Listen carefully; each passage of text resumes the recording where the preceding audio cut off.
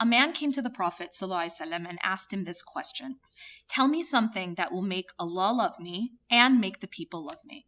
This is the golden question.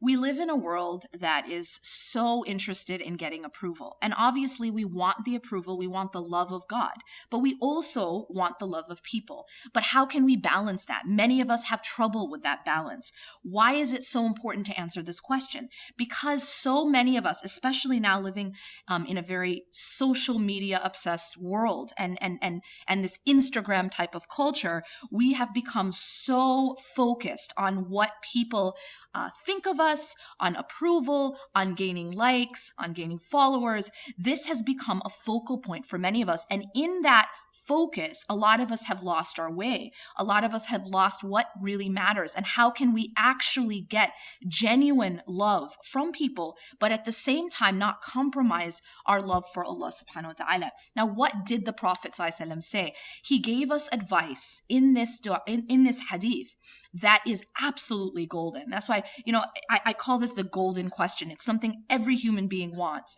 And the Prophet ﷺ gave us the answer in such a simple but profound way. He said, izhad fid dunya. In other words, have zuhud in dunya.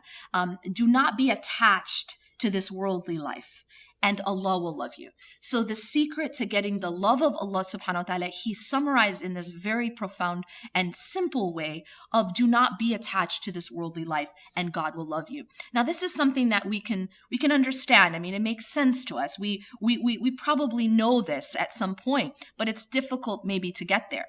But the second part is very interesting, in which the Prophet ﷺ says something which maybe we weren't aware of. And that is, he says, izhad, or have zuhud, do not be attached to what is in the hands of people, and the people will love you. Now that just blows my mind, because you can understand this in different ways. And of course, there's different layers in the understanding of this very profound prophetic statement.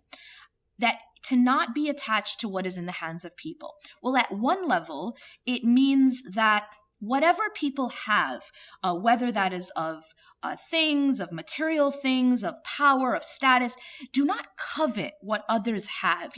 No one really likes that jealous friend who's always wanting what they have, or is always envious, is always coveting that which they have. And so the Prophet ﷺ is telling us, do not covet what others own. Do not covet what others have, and people will like you more. People will love you more.